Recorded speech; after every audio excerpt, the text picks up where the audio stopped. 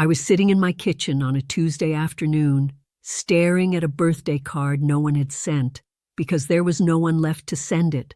I had just turned 72, and for the first time in my life, I woke up on my birthday to complete silence. No phone calls, no knock at the door, just the hum of the refrigerator and a clock ticking somewhere in the hallway. I told myself it didn't matter. Birthdays are just numbers, I said out loud to an empty room.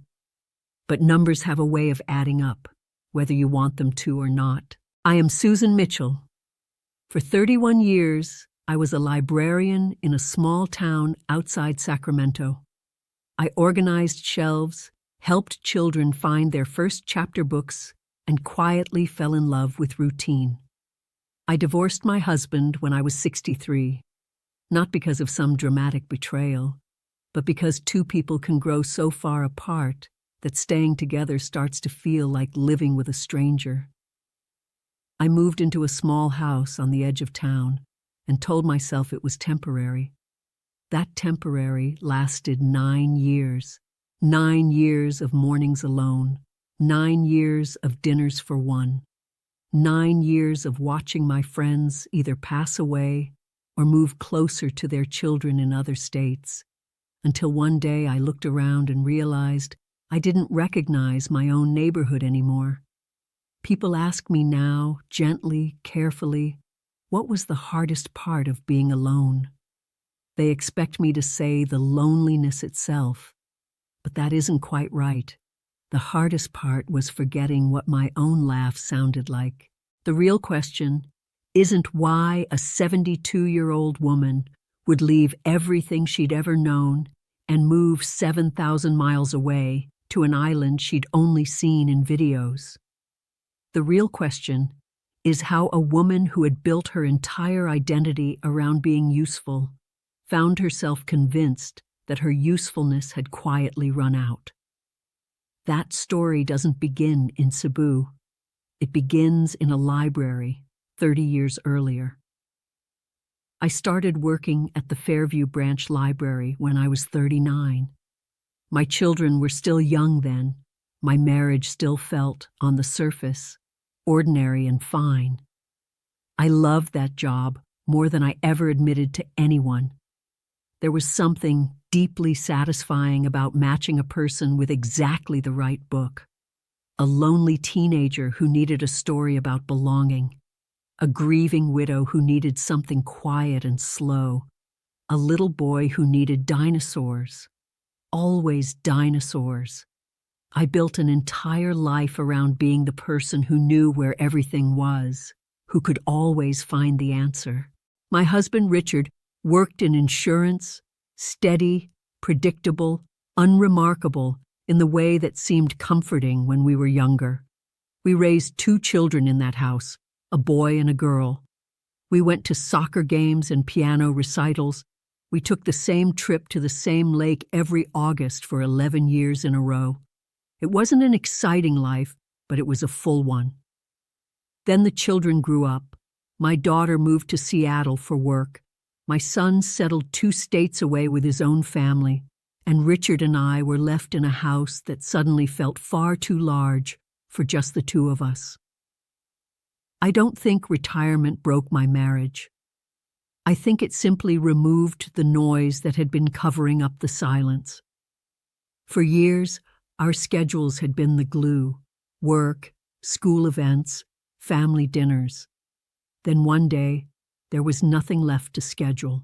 Richard spent his days in the garage, restoring an old truck he never finished. I spent mine reading, walking, volunteering at the library even after I officially retired.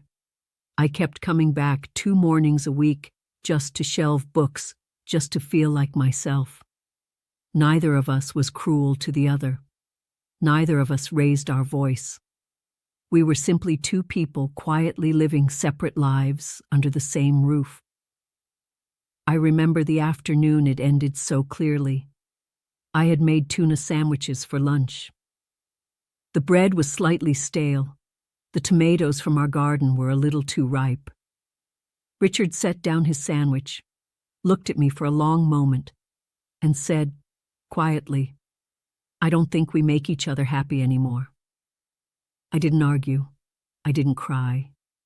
I simply nodded, because somewhere inside me I had known it for years. We separated without lawyers shouting across a table. We divided 39 years of belongings with a strange, quiet civility that almost made it worse. I kept the house. He moved into an apartment closer to his brother. My children were kind about it, supportive even, but I could hear the concern underneath their voices. "Mom, are you going to be okay out there alone?" I always said yes. I always believed it, mostly. The first year alone wasn't unbearable. I still had my volunteer mornings at the library. I still had my book club, my walking group, my neighbor Carol, who checked in on me every Sunday with a pot of coffee and too much gossip. Then slowly, one by one, the pieces of my life began to disappear. The library closed 2 of its branches, mine included. Budget cuts, they called it. 31 years reduced to a farewell cake and a certificate in a manila envelope. My book club dissolved when half its members moved into assisted living facilities. Carol's daughter convinced her to move to Arizona to be closer to the grandchildren. I understood. I really did. But understanding doesn't fill an empty Sunday morning. One by one, the women who had shaped my days for over a decade either passed away or moved away, until I was the last one standing in a neighborhood that no longer felt like mine. I started noticing small things. I would go 2, sometimes 3 days without speaking a single word out loud to another person. I'd catch myself talking to the television just to hear a human voice answer back, even if it wasn't really answering. My son called every Sunday, faithfully. My daughter sent photos of her children, whom I had met exactly 4 times in their lives. I loved those calls. I lived for those calls. But 10 minutes of connection doesn't undo a week of silence. I remember standing in my kitchen one evening, making dinner for one again, and catching my reflection in the dark window above the sink. I barely recognized the woman looking back at me. Not because I had aged, I had expected that, but because of how tired her eyes looked, how much of the light had gone out of them. I want to be honest here, because I think honesty is the only thing worth offering at this point in a story. I was not depressed in the clinical sense. I want to be careful about that word.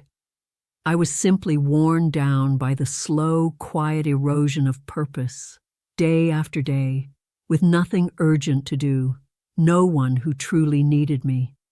I had spent 31 years being needed, by children looking for their next favorite book, by parents looking for guidance, by a husband, a family, a routine. And now, at 72, I woke up to nothing waiting for me except another empty day to fill. My doctor, during a routine visit, asked gently, "How are you sleeping, Susan? How is your appetite? Are you getting out of the house?" I answered every question honestly. Fine, sometimes. She didn't push, but she looked at me the way you look at someone you're quietly worried about. That night I sat at my kitchen table with a cup of tea slowly going cold, and I asked myself a question I hadn't dared ask in years. Is this really what the rest of my life looks like?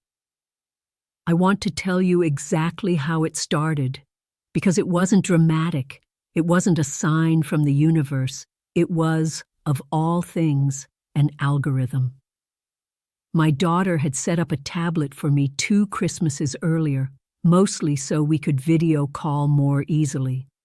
One evening, scrolling without much purpose, I came across a video of an American woman sitting on a balcony somewhere warm. She looked to be in her 70s. She was laughing, genuinely laughing, at something just out of frame. The caption underneath read, "Starting over at 74 in the Philippines." I almost scrolled past it. I am not by nature an impulsive woman.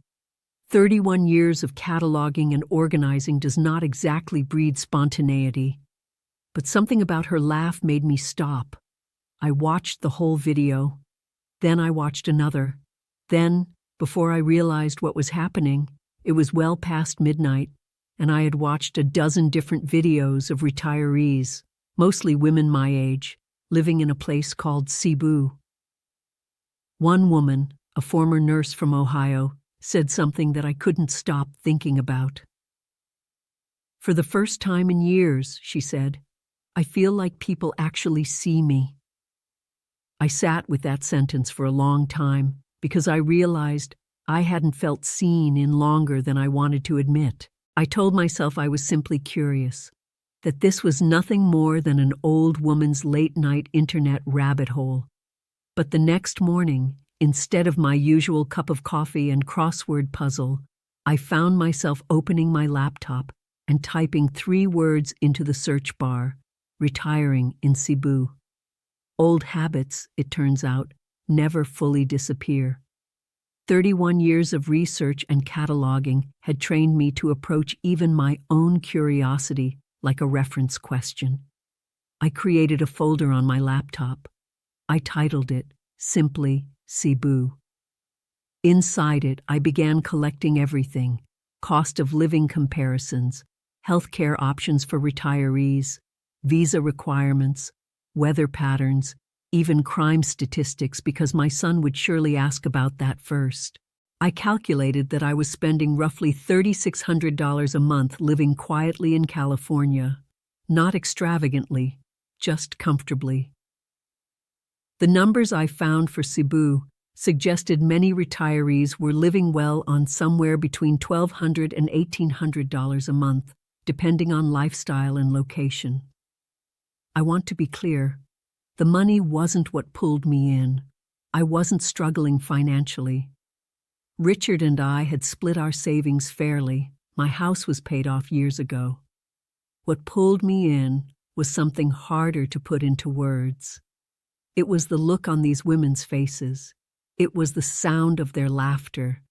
It was the way they described mornings filled with neighbors who knew their names, markets full of noise and color, conversations with strangers who somehow didn't feel like strangers for long.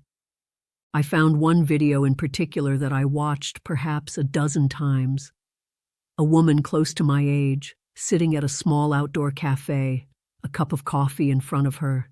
She said, "I spent so many years being useful to everyone else. I forgot what it felt like to simply enjoy being alive." I closed my laptop that night and sat in the dark for a long time, turning that sentence over and over in my mind. The following week, I did something I hadn't done in over a decade. I called my daughter, not for a routine Sunday chat, but in the middle of a Wednesday afternoon. "Mom, is everything all right?" she asked immediately, her voice tight with worry. "Everything's fine," I told her. "I just wanted to ask you something. Have you ever heard of a place called Cebu?" There was a long pause on the line. Then she laughed, a little nervously. "Mom, are you thinking of moving to the Philippines?" I hesitated, then admitted, "I don't know. Maybe I'm just curious." She was quiet for a moment, then said something I didn't expect. "Mom, you've been alone in that house for 9 years. If something out there makes you curious, maybe you owe it to yourself to find out why." Her words stayed with me for days.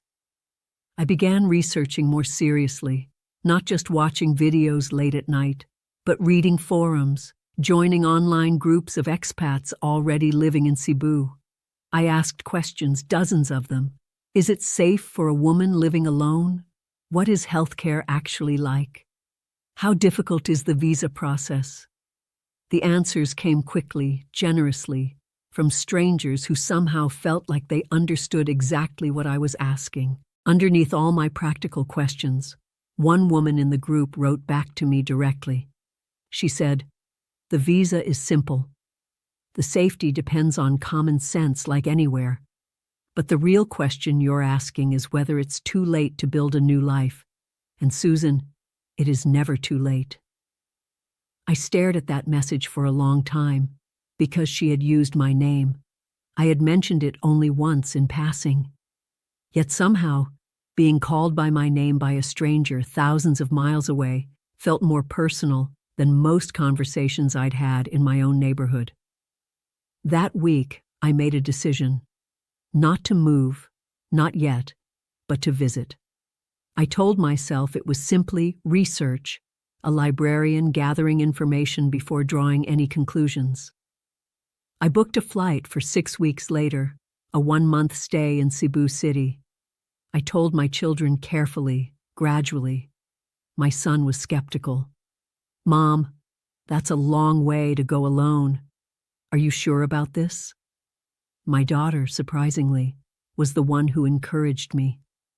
"Mom, you've spent your whole life helping other people find what they were looking for. Maybe it's time you looked for something of your own." The 6 weeks before my flight passed in a strange blur. I sorted through old photographs. I canceled subscriptions I no longer needed. I told Carol, over video call, about my plans. She laughed and said, "Susan, you were always the adventurous one, you just forgot." I packed one suitcase, then unpacked it, then packed it again. I brought comfortable shoes, a few books, and a small photo album of my children and grandchildren. The night before my flight, I couldn't sleep. I sat at my kitchen table, the same table where Richard had once told me we no longer made each other happy, and I thought about how strange life is, that a marriage could end at that table, and a new beginning could start there too.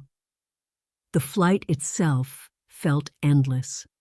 14 hours to Manila, then a connecting flight to Cebu. I was 72 years old, sitting in economy class, wedged between a college student with headphones the size of dinner plates and a young mother trying to soothe a crying infant. Somewhere over the Pacific, I laughed to myself, thinking, "Susan, what on earth are you doing?" When I stepped off the plane in Cebu, the heat hit me immediately, thick and heavy. Nothing like the dry California air I was used to. My glasses fogged instantly. My blouse stuck to my back within minutes. I remember standing in the airport, surrounded by unfamiliar sounds, unfamiliar signs, and thinking, quite plainly, I am completely out of my depth here. The taxi ride to my rented apartment felt like driving through a different century. Motorcycles weaved between cars. Vendors sold fruit from carts along the roadside. Children played barefoot near the sidewalk. The noise, the color, the sheer amount of life happening all at once, all around me, it was overwhelming. My apartment was small but clean. 1 bedroom, a modest kitchen, a narrow balcony overlooking a busy street. The air conditioner rattled every few minutes like it was thinking about giving up entirely. That first night, I sat alone on that balcony, listening to motorcycles passing below, a dog barking somewhere in the distance, music drifting faintly from an open window nearby. I felt the same question rise up in me that I had asked myself so many times back home. What have I done?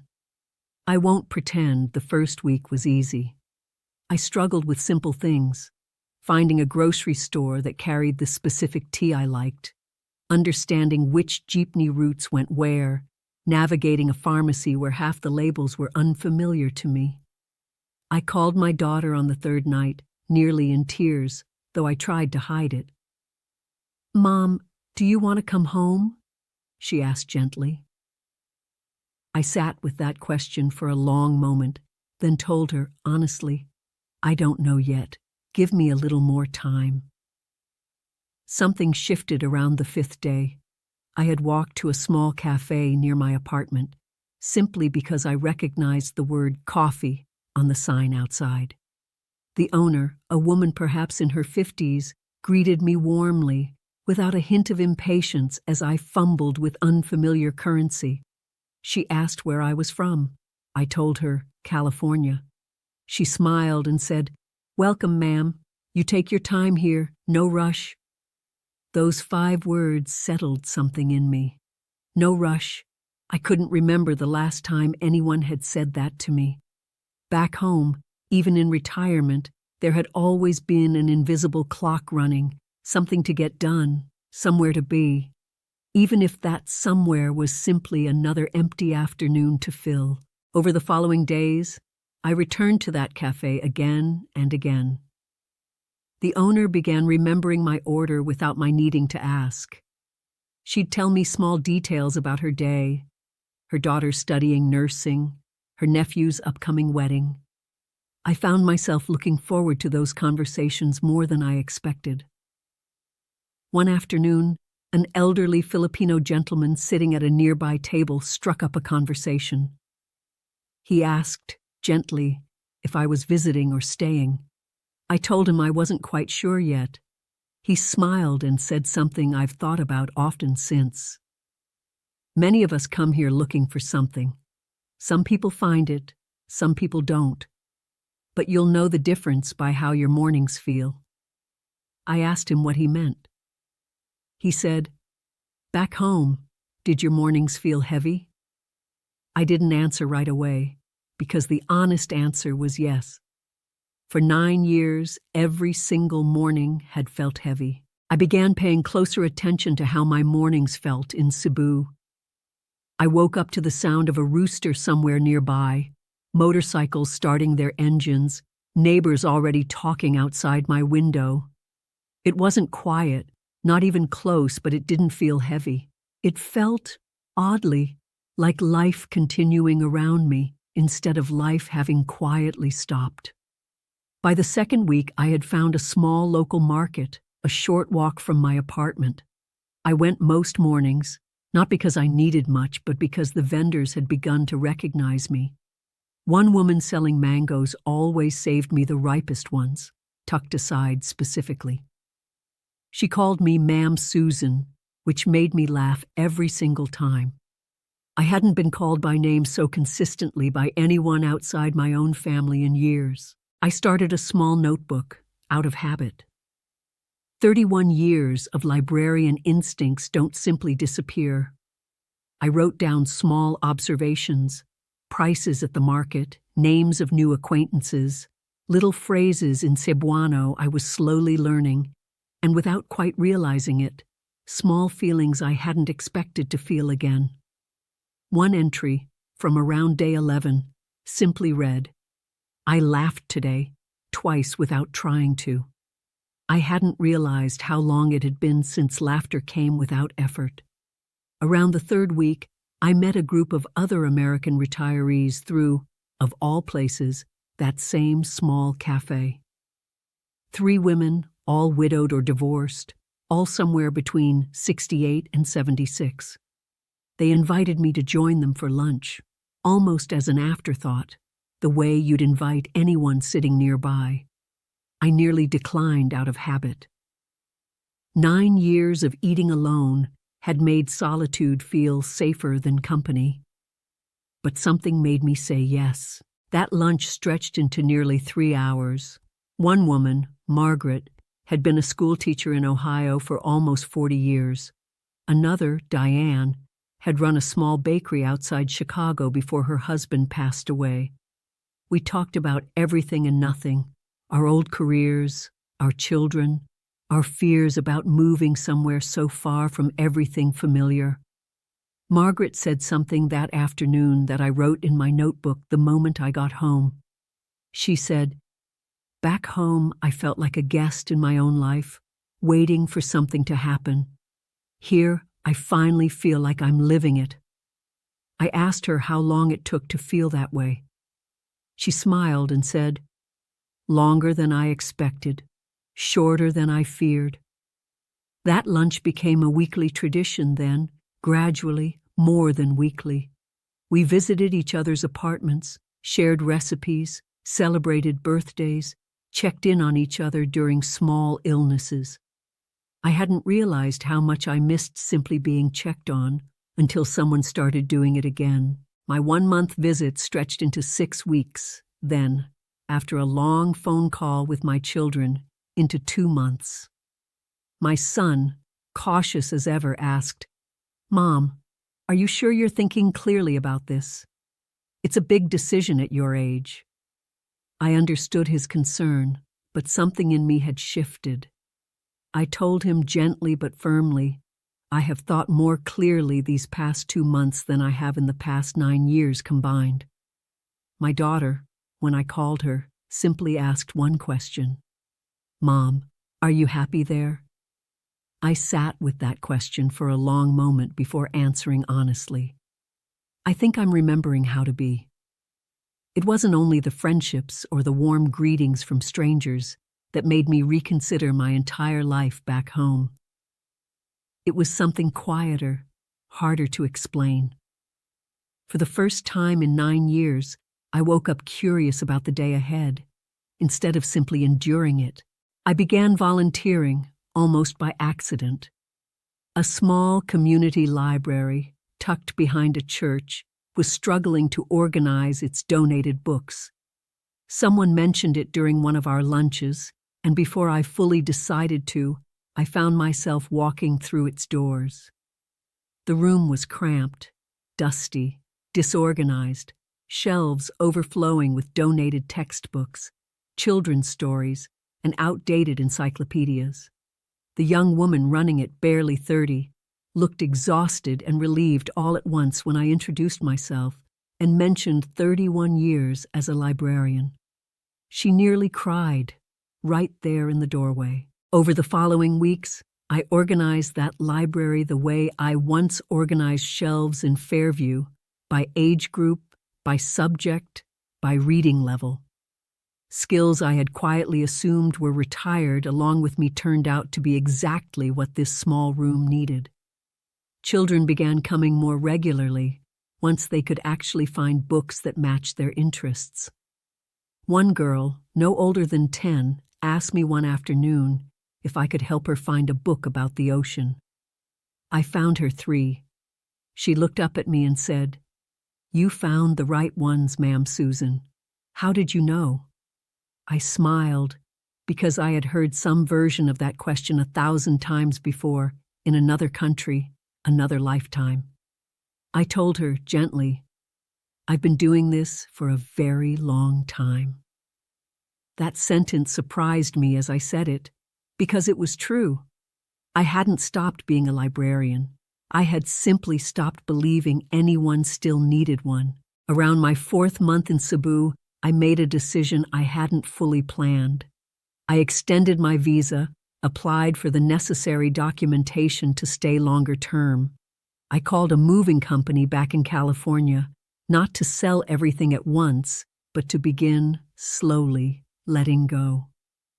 My son flew out to visit that month, skeptical until the moment he arrived. I watched his expression shift as we walked through the market together, as vendors greeted me by name, as the cafe owner brought my usual order without my needing to ask. That evening, sitting on my small balcony, he said quietly, "Mom, I haven't seen you this relaxed in years." I told him, honestly, I haven't felt this relaxed in years. Before he left, he hugged me tightly at the airport and said, "Promise me one thing." I asked what. "If this place makes you happy, don't come home just because we worry." I promised him I wouldn't. I want to be honest about something. Moving here did not erase every difficulty.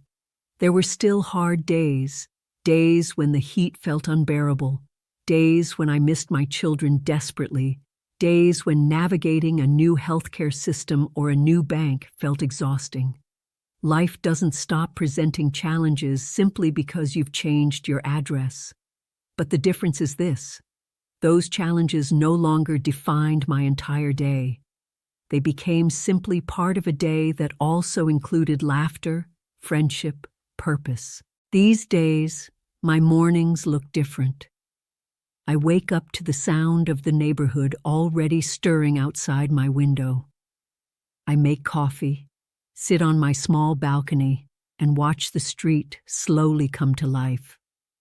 3 mornings a week, I walk to the community library, where children now know me by name, where a hand-painted sign now reads, "Reading Corner, organized by Ma'am Susan." I never asked for that sign. Someone simply made it for me one afternoon, without warning, and I nearly cried when I saw it.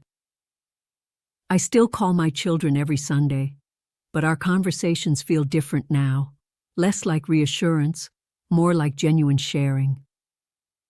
My daughter told me recently, "Mom, you sound like yourself again."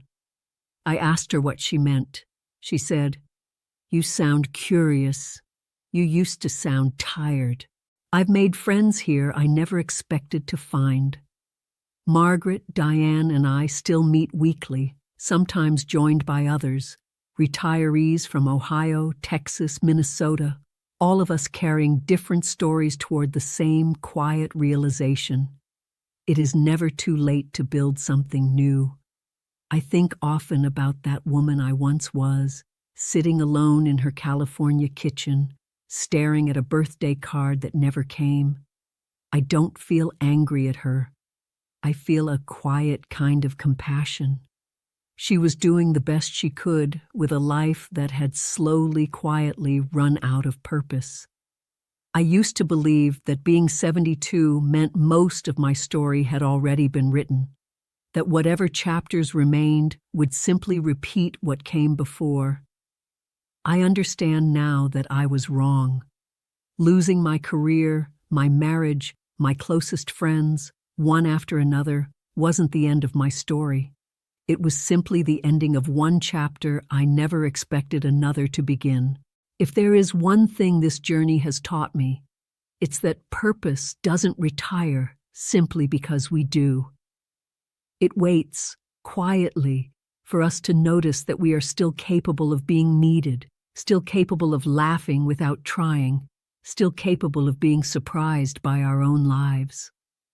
And if someone watching this is sitting alone tonight, wondering whether their best years are truly behind them, I hope my story offers a small, honest answer. No matter your age, no matter how long you've been alone, it is never too late to feel seen again. It is never too late to hear your own laughter and wonder quietly why you ever thought it had disappeared for good.